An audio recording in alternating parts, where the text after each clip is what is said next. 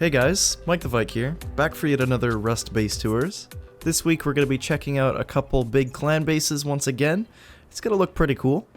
As always, if you enjoy this series and want to see more of it, don't forget to leave a like on the video, that helps the channel a lot. The first clan we're looking at is the Soviet clan, and they've got a very interesting kind of compound going on here.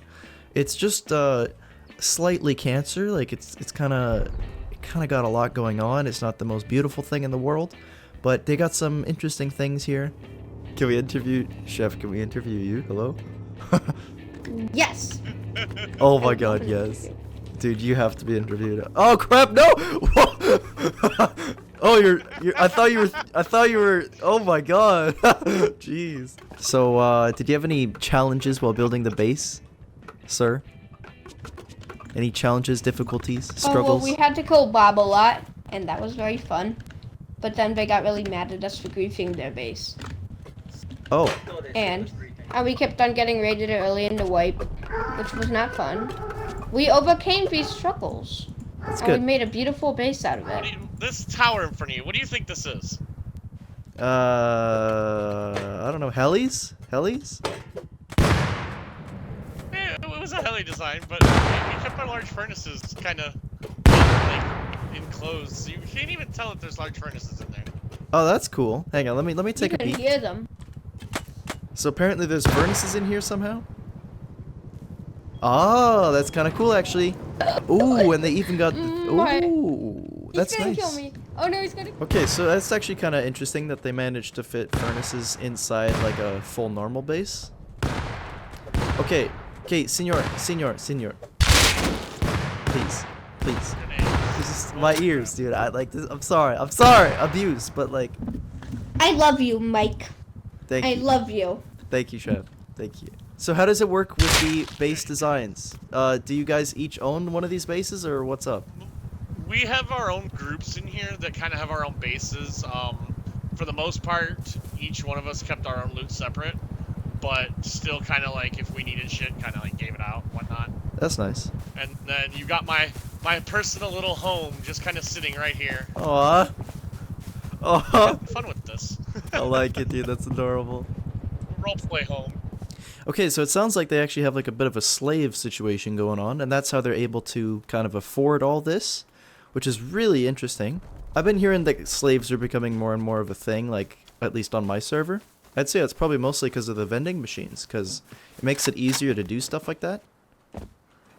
These are all the shops that we have here, and all these are the hotel rooms here for the slaves. Well, not really slaves. I won't call them slaves. I'll call them more like guests living inside the compound, basically. So you only have them farming just sulfur? That's it? No stone? Yeah, they keep everything they own. Everything else they find, they keep. That's interesting. So I thought they were getting stone for it. We actually made like 100k off them. 100k of sulfur easy. Wow. More than that. Mike, can I call you Daddy? Stuff like that. Can I call you Daddy, Mike? Honestly, like, I'd rather not. Like, it's a little bit, I don't know.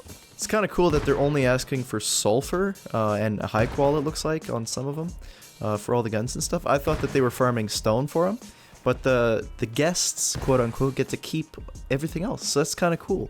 Normally slaves, you know, they don't get anything out of it. These guys, they get a free home. They get to keep a good chunk of their stuff. I mean, that's pretty nice. And it works out for these guys because, of course, since they're getting all the sulfur, that means they can't get raided by them. So that's actually awesome. Okay, B4M made another really sweet compound this wipe. I'm gonna say it's not as kind of big scale as the previous base, but it's worth showing because they're using their really unique wall setup, but kind of on a smaller compound. He's essentially putting his same concepts from the previous base and putting them on a different design. Like he's got all these barricades placed specifically on the edges so they can't build on it. Yeah, it's just a really cool design. I always like the sky bridges. They do look very sweet. Oh, and of course, the whole area is walled off. Although it looks like he probably didn't have the same amount of materials this wipe to do the full crazy setup like he has over here. Yeah, I kind of just wanted to go for a little bit more of a creative build. You know, all I do is sit around and build, Mike. You know that by now, right? Yeah, yeah, I can see that. So pretty much the same concept with the walls sideways and all that good stuff and the spikes, but I liked the idea of having catwalks so we can run around the whole outside of the base and be like 4 floors up. Okay, so I always support creative designs, and it sounds like he pretty much wanted to be a little bit more experimental. I mean, clearly you can see like this stuff, I don't really know how much of a purpose this serves. Maybe to block rockets, that would kind of help from the outside. Yeah, you know, I like my peaks too. Anywhere somebody's gonna be blowing in or getting at, I want to be able to shoot them right in the mouth. Oh, that's smart. I see you got the TCs lined up so that you can get an angle. That's smart. He's even got the gates lined up so you can see the oh my god, because he's like got it lined up for where they'll hit.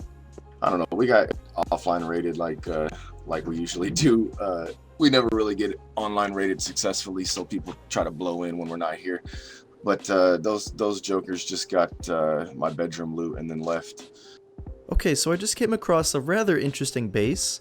Now, it appears that this base has actually been raided, but I still think it's worth showing because it's an interesting kind of attempt at design. It's very cool.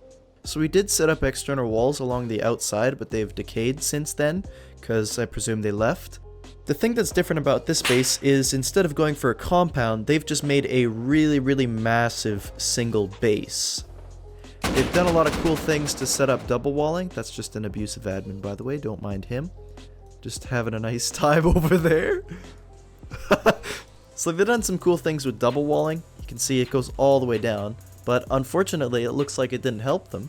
So that goes to show even if you put a lot of time and effort on a pretty good design, I would say, it still won't stop you from a raid. If somebody wants to get through, they will one way or another. And it looks like they raided kind of directly right through the doors, although I don't know why they're all open. Maybe the guy just got tired and left, or maybe I don't know, maybe they got code raided, maybe a backstab. It's hard to say, but the core is foundationed, which isn't good. Maybe they kept their loot down here. That's probably not the best idea. I would have probably put the loot in the middle. Either way, still a cool base, and good job for trying, I guess. That's going to be everything for base tours this wipe. Definitely some interesting ones this time around. I think we did pretty good.